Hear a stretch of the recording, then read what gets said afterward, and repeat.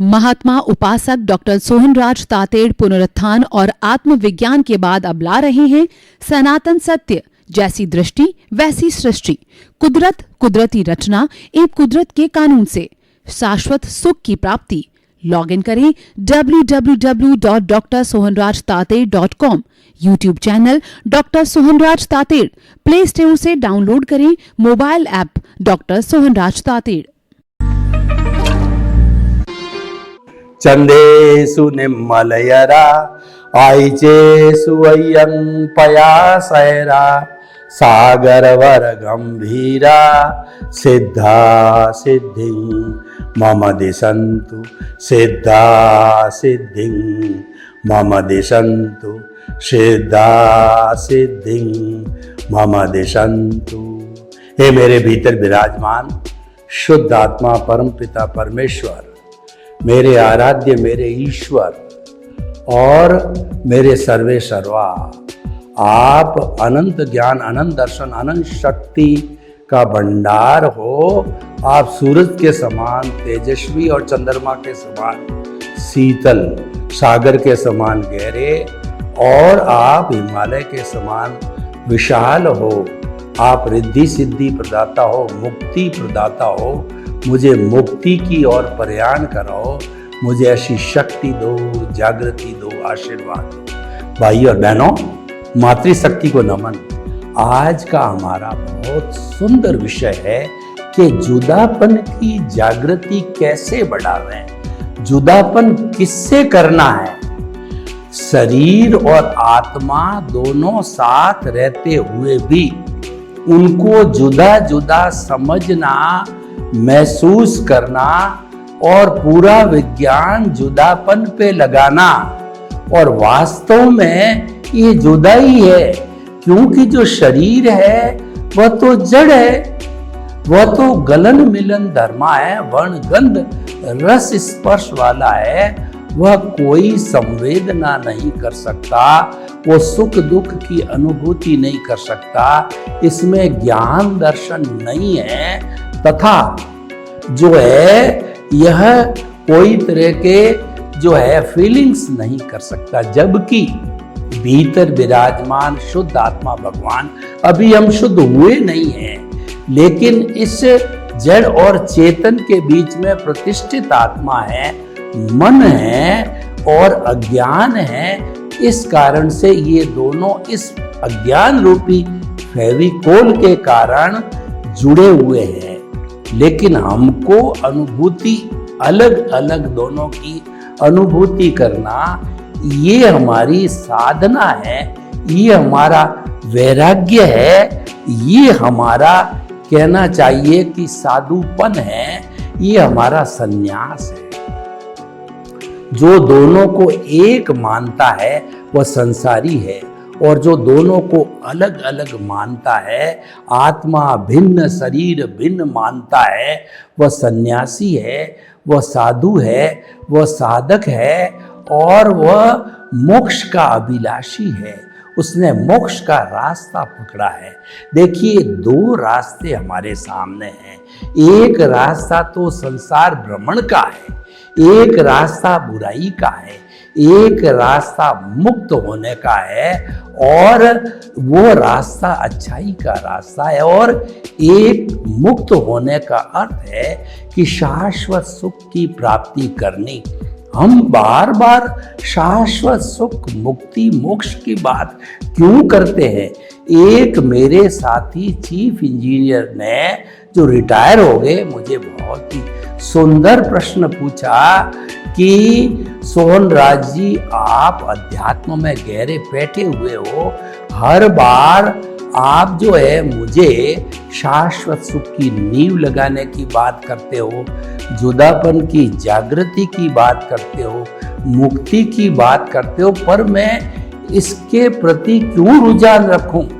जबकि मैं अच्छी पोस्ट पर था, आज मेरा स्वास्थ्य अच्छा है, मेरे अच्छा संपन्न परिवार है और सब लोग जो है मेरा रेस्पेक्ट करने वाले हैं, यहाँ मुझे सारे सुख है, तो मैं क्यों जो है मुक्ति की बात करूं? मैंने कहा कि आपके जीवन में कभी सुख के साथ में दुख तो आया ही होगा, कि बहुत बार दुख आया। तो मैं भी यही कहना चाहता हूं, हर प्राणी, चाहे भगवान राम हो, चाहे जो है महावीर हो, चाहे कृष्ण हो, वो भी इस जीवन के अंदर सुख और दुख के पलड़े में झूलते रहे, लेकिन उन्होंने शाश्वत सुख की नींव लगाई तो भगवान राम और महावीर मुक्ति को चले गए, और भगवान कृष्ण भी आने वाले समय में मुक्ति को जाएंगे, महापुरुष है। तो हम ये बताना चाहते हैं आपको कि हम शाश्वत सुख इसीलिए चाहते हैं कि ये टेम्परेरी सुख और दुख है, बार बार जो है आते हैं, ये हमको नहीं चाहिए। मैं आपको एक दूसरा उदाहरण देना चाहता हूं। आपके किराए का मकान है जो हर 11वें महीने के बाद में भाड़ा चिट्ठी के अनुसार बदलना पड़ता है, तो आपको कितना कष्ट होता है, आपका कितना सामान खराब होता है, कितनी चीजें टूटती है, कितना आपका मूड ऑफ होता है। क्या आप नहीं चाहेंगे कि आपका स्वयं का घर होना चाहिए जिसमें आप 20-25 सारा जीवन भर रह सके? और हमारे पुरानी जो हवेलियां बनती थी बाप दादाओं की, 150, 200, 250 साल पुरानी हवेलियों में आज भी लोग कई जनरेशन रहते आए हैं।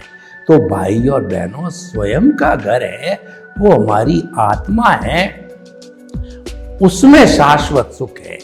एक दूसरा मैं उदाहरण आपको और देता हूं कि माता के पेट के अंदर जब हम जन्म लेते हैं तो 9 महीने उल्टे लटकते हैं, तो वहां पर घुटन होती है, माता का खट्टा मीठा जो है हमको खून पीना पड़ता है, बदबू आती है। तो हम उस घुटन में ईश्वर से प्रार्थना करते हैं कि प्रभु मुझे शीघ्र बाहर निकाल, बाहर आकर के मैं तेरा भजन करूंगा और तेरी भक्ति करूंगा। तो जो है वो हम ऐसा करते हैं। बार बार जन्म लेना सबसे बड़ा कष्ट का कारण है, और जब आत्मा एक शरीर को छोड़ करके दूसरे शरीर को जाती तो कितना कष्ट होता है। मैं आपको बताऊं कि आपके शरीर के किसी भाग पर दर्द के कारण आपने बड़ी जो एक बेलेडोना प्लास्टर दर्द खींचने के लिए लगाया, पहले लोग लगाया करते थे, और यही पहले जो साधन थे। तो जब दर्द मिट जाता है, उस बेलेडोना को खींचते हैं तो सारे रोए एक बार खींचे जाते हैं और बड़ा दर्द होता है और रूह तोड़ भी हो जाता है। ठीक उसी तरह से आयुष्य की संपन्नता पर आत्मा अपने सब चेतनमय परमाणुओं को और उस जो है अज्ञान रूपी कर्म शरीर को एक साथ उस शरीर से खींचता है, तो शरीर को कितना दुख होता होगा, मरने वाला ही जानता है। तो भाइयों और बहनों, इतने कष्ट को बार बार भोगना क्या आप चाहोगे? इतने मैंने उदाहरण दिए, कोई नहीं चाहेगा।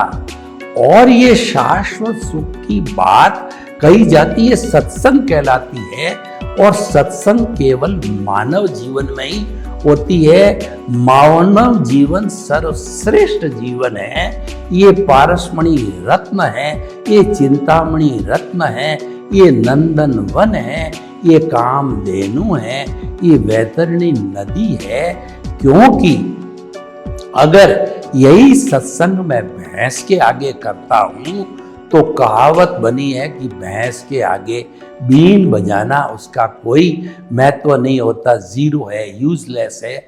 मनुष्य के अलावा कोई भी 84 लाख जीवा योनि का कोई भी उत्पत्ति स्थान का प्राणी सत्संग जैसी मनुष्य करता है नहीं कर सकता। हाँ, मान लिया कि पंचेंद्रिय पशु पक्षी भी श्रावक होते हैं, लेकिन वो इतने डेवलप्ड नहीं होते, ऐसी सत्संग मनुष्य की तरह कर नहीं पाते हैं। तो हम जो है आज का विषय है कि जुदापन की जागृति कैसे बढ़े, इसके लिए हमारे पास में एक पूरा कैप्सूल है, हमारे पास में पूरी एक आर्ट ऑफ द विजन है, वो हम आपको समझाना चाहते हैं। और उसका प्रयोग करने से आप जुदापन की जागृति कहिए, इसके पर्यायवाची है जुदापन की जागृति, शरीर आत्मा को अलग अलग मानना, जानना, विश्वास करना, प्रकृति पुरुष को अलग रखना, दृष्टि विज्ञान और ज्ञाता दृष्टा बनना, साक्षी भाव रखना, ये सारे इसके पर्यायवाची। यानी प्रकृति पुरुष को जब तक आप मुक्त नहीं हो जाते हैं हमेशा अलग रखो। देखिए, सांख्य भाषा में बताया जाता है कि प्रकृति की छाया जब पुरुष यानी शुद्ध आत्मा स्वरूप पर पड़ती है तो वह लुप्त होकर के अशुद्ध हो जाता है। जब वह पुनः चिंतन करता है कि मैं तो आकर्षित हो गया प्रकृति से, तो फिर वो ध्यान वगैरह आदि अपनी क्रियाएं करके पुनः उस अशुद्धता को दूर करके शुद्ध होता है। यानी कि ठीक उसी तरह से हमारे जो ये शरीर है, मन वचन काया रूपी प्रकृति है और भीतर विराजमान शुद्ध आत्मा भगवान है, दोनों के बीच में मिश्र चेतन, लिंग शरीर, कॉजल बॉडी, कर्म शरीर और कषाय राग द्वेष प्रतिष्ठित आत्मा रूपी जो अज्ञान है, जिसको कि आज विश्व के 360-65 धर्म दर्शनों ने एक ध्वनि मत से जो है सहमति दी, अज्ञान भटकाता है, अज्ञान दुख का कारण है, अज्ञान शरीर और आत्मा को जोड़े रखता है। विज्ञान के द्वारा अज्ञान को इरेज करके जीरो किया जाता है। ये विज्ञान जो है ये जुदापन की जागृति है, ये विज्ञान है आर्ट ऑफ द विजन है, ये विज्ञान है, ये दृष्टि विज्ञान है। उसका सिद्धांत है कि हमें दृष्टि बदलनी है, सृष्टि को नहीं बदलना है। सृष्टि बदलने का अर्थ हो गया आप पुरुष हो या स्त्री हो, आप जो है किस भाषा के हो, किस धर्म के हो, क्या धंधा करते हो, गृहस्थी हो या साधु, आप कुछ भी हो, वो हमारा विषय नहीं है। आप कुछ भी करते हो, चाहे आप कसाई हो, डाकू हो, जेब कतरे हो, मिलावटी हो, आतंकवादी हो, वो हमारा विषय नहीं है। वो तो सृष्टि है, वो तो कर्माधीन है, वो तो उसके संयोग कुदरत जुटाती है और वह पिछले जन्म की कॉजल बॉडी के अनुसार जो है ऑटो मोड से चलता है, उसमें किसी को स्वतंत्रता नहीं है। हम तो स्वतंत्रता किसमें, वो बात करते हैं दृष्टि विज्ञान कहिए, प्रभु कहिए, आत्मा कहिए, शुद्ध आत्मा कहिए, परमात्मा कहिए, अभी बने नहीं है। हमारा लक्ष्य शुद्ध परमात्मा बनना है। अभी हम बॉन्डेड सोल है, आई प्लस माई, माई का मतलब ज्ञान, आई का मतलब शुद्ध आत्मा, शुद्ध आत्मा के साथ में माई रूपी अज्ञान जुड़ने से बॉन्डेड सोल हो गई। शुद्ध आत्मा माइनस माई अज्ञान के निकल जाने से, जीरो होने से प्योर सोल आई हो गई। यानी कि इसको 24 कैरेट का सोना बनाना, ये तो सोना ही है। बनाने का मतलब जो इसके साथ में भव भवांतर से जो अज्ञान जुड़ा हुआ है, उस अज्ञान को इरेज करना है। इरेज किससे करना है? जुदापन की जागृति के रबड़ से, जो पेंसिल रूपी अज्ञान का गोला चित्र बनाया है, उस रबड़ को उस जो है वो पेंसिल के चित्र पर इरेज करते रहो। आप जो जुदापन की जागृति चलाते रहो, चलाते रहो, चलाते रहो, तो चलते चलते चलते वो सारा पिक्चर जो है वह एकदम जीरो हो जाएगा, दिखाई नहीं देगा। ये कई भवों में होता है, एक भव में नहीं होता है। पर सबसे पहले हमको आर्ट ऑफ विजन है, उसकी फाउंडेशन लगानी होती है, हमको शाश्वत सुख की नींव लगानी होती है। आर्ट ऑफ द विजन के लिए हमें जन्म जन्मांतर के अंदर केंद्र में आत्मा को बिठाना होता है। हमारे केंद्र यानी ये शरीर है, इसका जो ज्योति केंद्र है, यहाँ पर आप अपनी आत्माओं को शुद्ध भावों के साथ, ज्ञान दर्शन में शुद्ध भाव होते हैं और मन वचन काया की धार्मिक प्रवृत्ति में शुभ भाव होते हैं, वो हमको सद्गति देते हैं। और शुद्ध भाव है वो हमारे को शाश्वत सुख की नींव लगाते हैं, मुक्ति की ओर ले जाते हैं। हमने प्राण प्रतिष्ठा शुद्ध भावों से करके और केंद्र में प्रभु को जन्म जन्मांतर के लिए विराजित कर दिया, यानी मन वचन काया कुदरती रचना से मुक्त ऐसा मैं शुद्ध आत्मा हूँ।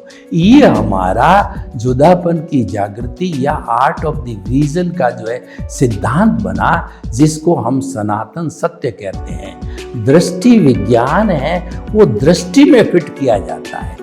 दृष्टि को समझने के लिए मैं आपको 3 शब्दों की त्रिवेणी बताता हूँ।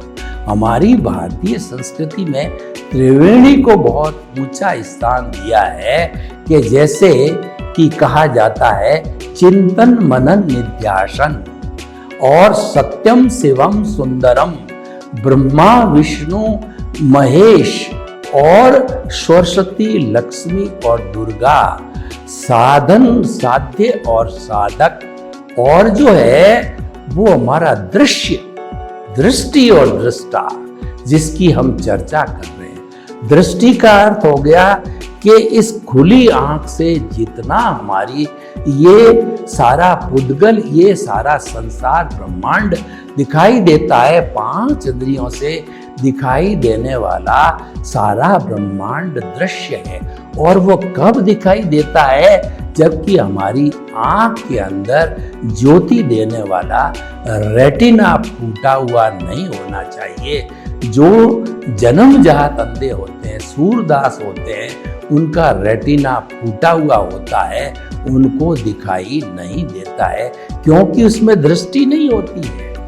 तो इसीलिए दृष्टि का मोल है। तो दृष्टि क्या है?